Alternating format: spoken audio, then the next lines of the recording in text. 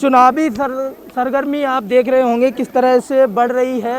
वैसे तो अगर टेम्परेचर की बात करें, सर्द की बात करें तो सर्द है पहाड़ों पर, लेकिन अगर चुनाव की बात करें तो चुनावी सरगर्मियां बढ़ती नज़र आ रही हैं। हमारे साथ बातचीत के लिए चुनाव में प्रेमचंद अग्रवाल जी मौजूद हैं। बहुत बहुत स्वागत है जी। धन्यवाद। कैसे देखते हैं जनता का जो समर्थन है, जनता का आप जहां जा रहे हैं जनता का एक समर्थन मिल रहा है आपको, ये वोटों में कैसे तब्दील होगा? देखिए, मेरी उत्तराखंड की जनता बहुत जागरूक जनता है। मेरे विधानसभा क्षेत्र की जनता बहुत जागरूक जनता है। 3 बार से लगातार मुझे आशीर्वाद दे रही है और आज चौथी बार देखिए मुझे सिर्फ यहाँ पे एक जन समर्थन आप देख ही रहे हैं।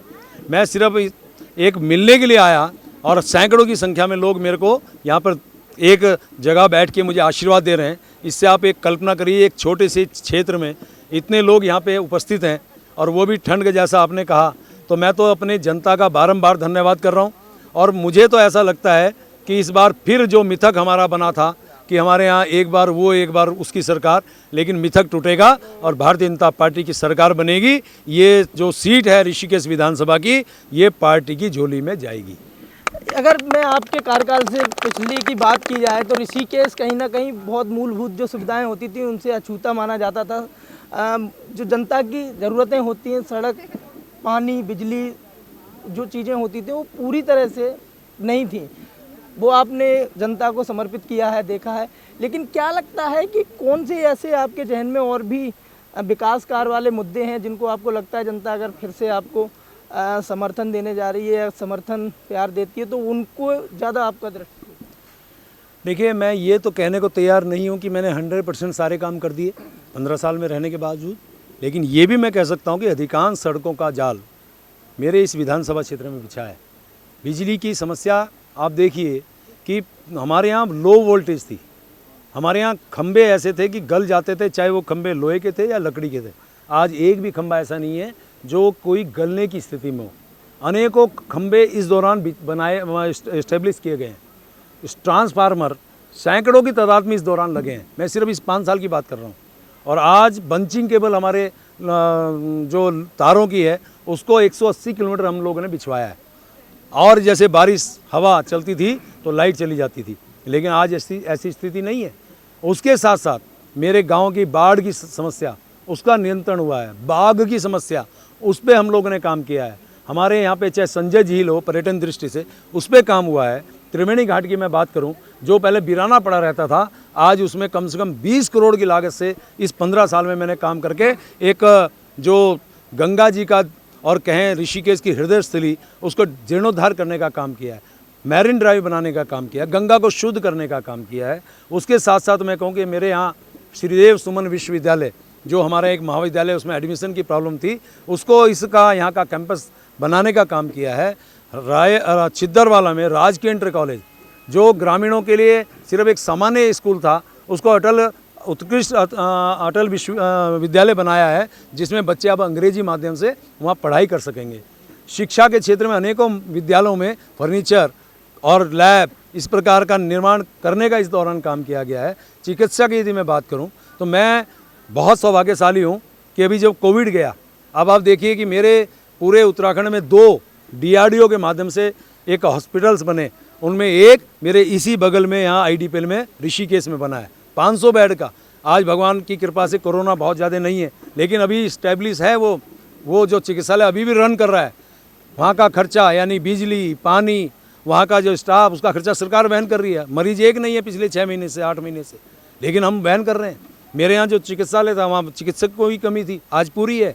कोरोना के दौरान यहाँ पे जो हमारा IDPL का था ऑक्सीजन प्लांट, जो पूरी तरह से बंद था, उसका सैनिकों के माध्यम से उसको ठीक करने का काम किया।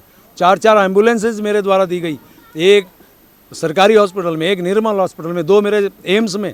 उसके साथ साथ 1 लाख मास्क और सैनिटाइजर बांटने के इस दौरान काम किया गया। कम से कम 12 से 13 हज़ार मेरे द्वारा राशन पैकेट जनता को, गरीब लोगों को बांटने का काम किया गया। वो जो हमारे मोदी जी जो सभी को गरीबों को राशन बांटे, उसके अलावा मेरे द्वारा अलग से मैं बांटने का मैंने काम किया।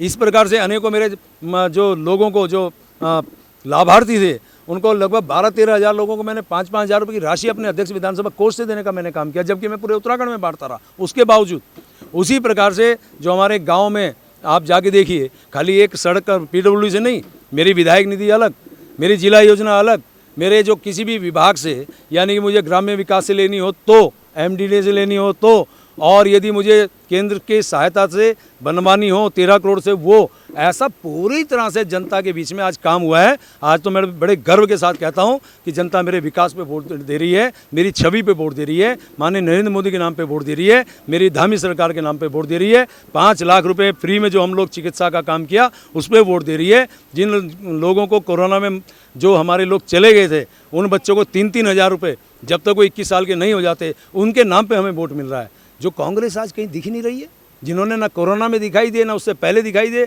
सिर्फ चुनाव में वोट मांगने की खातिर जो आते हैं, जनता उनको 14 तारीख जवाब देगी। प्रेमचंद जी, कांग्रेस जिस तरह से आरोप लगा रही है, सीधा सीधा आरोप लगाती है कि उत्तराखंड की बात करें या ऋषिकेश की, डबल इंजन की सरकार, विकास की सरकार बात करने वाली बीजेपी का डबल इंजन फेल होता नजर आया है और फेल हो गया। 3-3 इंजन बदल गए 5 साल में। देखिए, उनको अपना चश्मा बदलना चाहिए मेरे हिसाब से। यहाँ से जहाँ हम खड़े हैं, ऋषिकेश से कर्णप्रयाग रेलवे लाइन उनको दिखती नहीं है, योगनी रेलवे स्टेशन उनको दिखता नहीं है, उनको जो 4 धाम यात्रा मार्ग जिसे हम ऑल वेदर रोड कहते हैं उनको दिखता नहीं है। मेरे यहाँ जिस गंगा जी की पवित्रता की हम बात करते थे, मैं विधायक दूसरी बार, कांग्रेस की सरकार, हरीश रावत जी मेरा जवाब नहीं दे पाए। गंगा जी अशुद्ध, सारे गंदे नाले वहाँ बहते थे, आज 160 करोड़ की लागत से उसको शुद्ध करने का काम हुआ है, उनको दिखता नहीं है। यहाँ से कभी हम देहरादून जाते घंटों लगते थे, आज वहाँ पे आप देखिए, आप ही वहाँ से यदि आए हों तो मार्ग कितना सुंदर बना है। और यहाँ से भी हरिद्वार हम जाते थे, पहले 3 घंटे 2 घंटे लगते थे, आज 20 मिनट लगते हैं, उनको दिखाई नहीं देता है। 1 लाख करोड़ रुपए का काम ये आशीर्वाद माननीय मोदी जी ने दिया उत्तराखंड को। एक छोटा सा उत्तराखंड, कितना प्यार करते हैं उत्तराखंड से हमारे माननीय मोदी जी। केदार जो हमारी केदार भूमि है उसका जीर्णोद्धार करने का काम किया, शायद उनको दिखाई नहीं देता है। अब मैं यही कह सकता हूँ उनकी या तो आंखें खराब हैं या उनका चश्मा खराब है, ये उनको शायद 14 तारीख को जनता बताएगी। अच्छा, सबसे बड़ी बात अभी आपने जिक्र भी किया कि नरसिम्हा राव जो मौजूदा प्रधानमंत्री थे, अब दिवंगत हैं, उत्तराखंड का जब PM ने दिया था अटल जी ने, लेकिन कांग्रेस जिस तरह से कहती है कि उस ड्राफ्ट को तो 2 बार पहले से तैयार कर लिया था, उसकी सारी चीज़ों को उन्होंने कांग्रेस ने तैयार कर लाइट आगे देखो हमारे आपके कहते हैं सिरे पूरा बोलती है कांग्रेस का ही था, उसका सिरो अटल जी ने ले लिया। आप कैसे देखते हैं उत्तराखंड का, जो उत्तराखंड को एक अलग राज्य दिया और आज विकसित राज्य के रूप में देखा जाता है? देखिए, ये बात सच है, मैं एक आंदोलनकारी रहा हूँ और हमने बहुत नारे लगाए, उस समय लाठियाँ खाई हमने।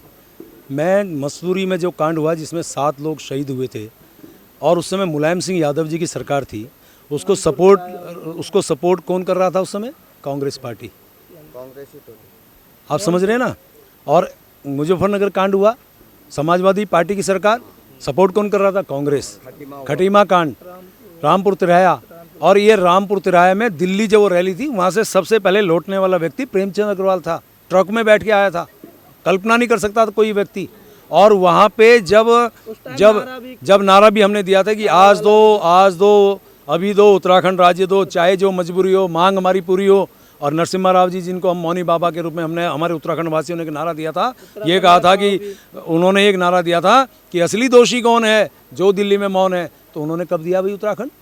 उसके बाद तो अटल बिहारी वाजपेयी आए, उनका उत्तराखंड से प्रेम वो सर्वविदित है। और आप देखिए, खाली आप उत्तराखंड की बात क्यों कर रहे हैं? चलो हम यदि बात उनकी स्वीकार भी कर लें, पूरे देश में 3-3 राज्य दिए, उसमें एक उत्तराखंड भी था, तो क्या उसको भी वो अपने खाते में डालेंगे? यानी कि झूठ बोलने का काम कांग्रेस का हमेशा रहा है, तभी आज जनता उनको नकार रही है, हर प्रदेश से नकार रही है, देश से नकार दिया है। उत्तराखंड राज्य में चुनाव हो रहा है, मैं दावे के साथ कह रहा हूँ, फिर से भारतीय जनता पार्टी की सरकार बन रही है। हम लोग यहाँ पे जिस जगह में खड़ा हूँ, मैं आज आपको चुनौती के साथ कह रहा हूँ और आग्रहपूर्वक कह रहा हूँ, बड़ी सौम्यता से कह रहा हूँ, यहाँ से भगवान ने चाहा तो पिछली बार हर बार मेरा 2007, 12, 17 में इस जनता ने मुझे आशीर्वाद दिया है, हर बार मेरा ग्राफ बढ़ रहा है, इस बार उससे ज़्यादा ग्राफ बढ़ने वाला है, ये जनता का आशीर्वाद मिलेगा। जिस जनता आपको जिताकर भेजती है, उन अपेक्षित होती है जनता, बहुत ज़्यादा अपेक्षा करती है। हमने अपने विधायक को 3 बार भेजा है और सोचती है हमारा विधायक सीनियर भी है और कर्मयोगी भी है, कर्म भी करता है। अगर सरकार बनती है, उन लोगों की ये भी है कि हमारा विधायक मंत्री भी बने। तो क्योंकि वो क्षेत्र का उससे विकास भी होता है।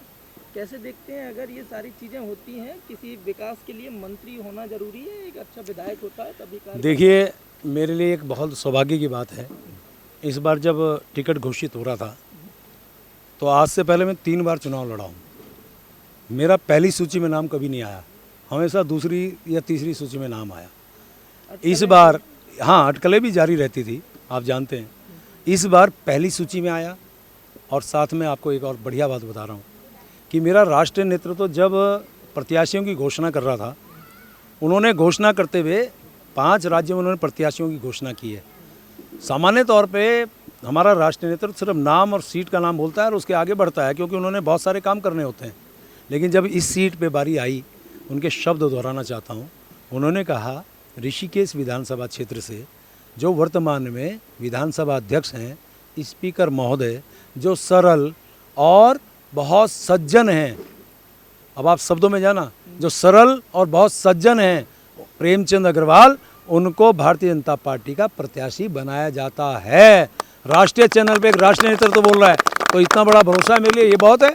पार्टी ने चौथी बार टिकट दिया, ये बहुत है।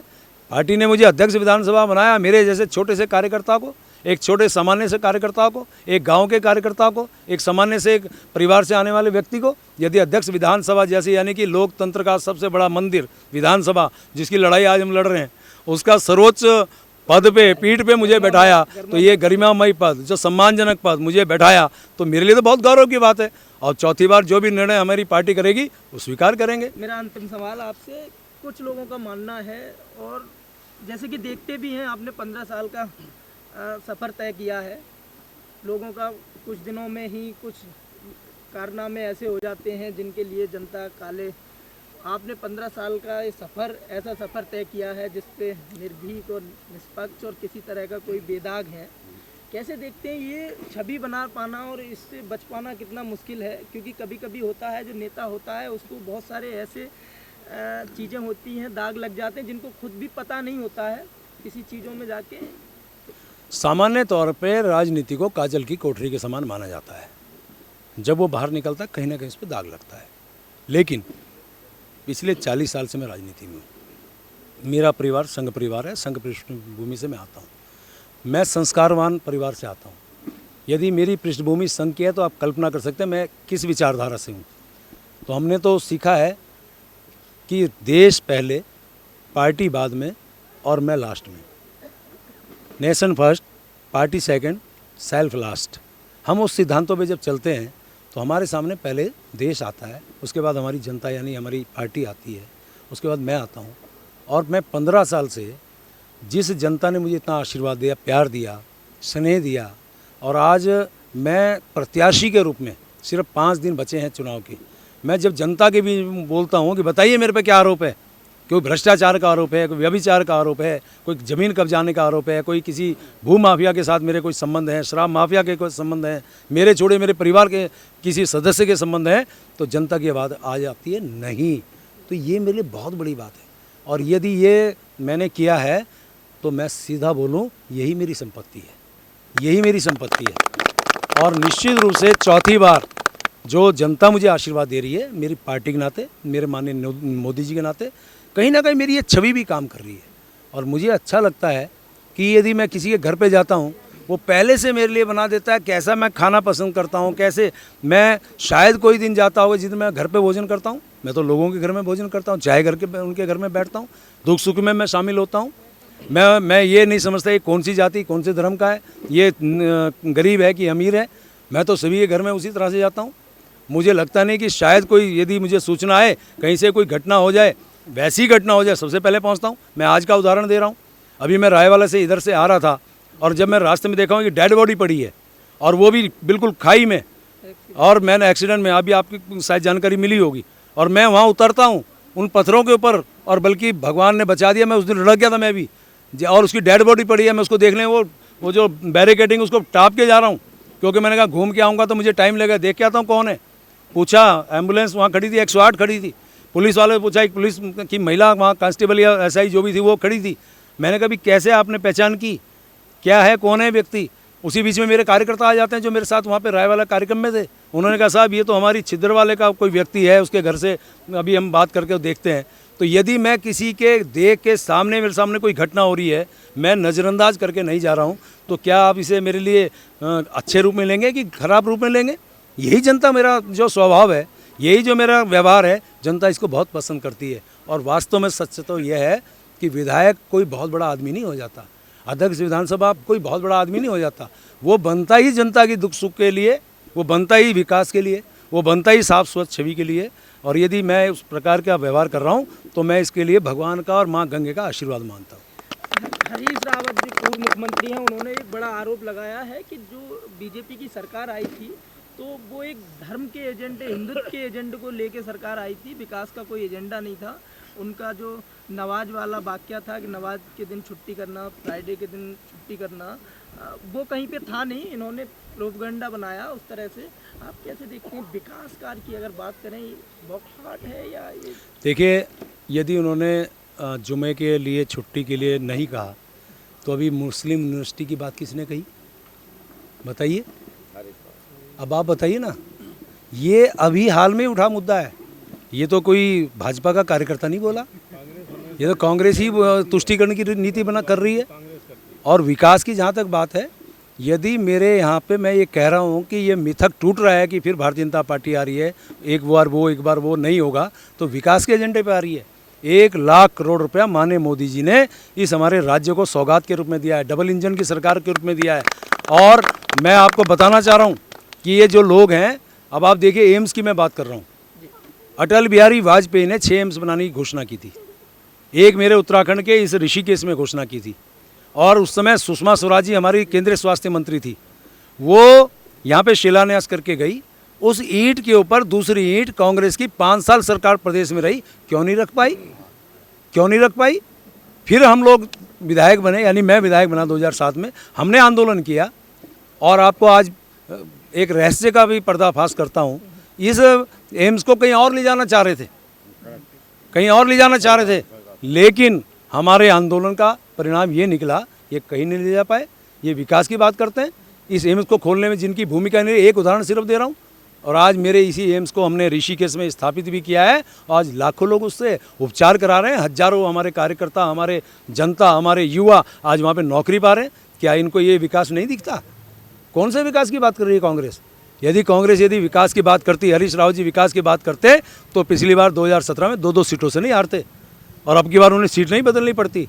ये उनको अपने गिरबान में खुद को झांकना चाहिए, मुझे बोलने की आवश्यकता नहीं। आप देख रहे हैं सक्षम न्यूज इंडिया, सबसे पहले सबसे तेज।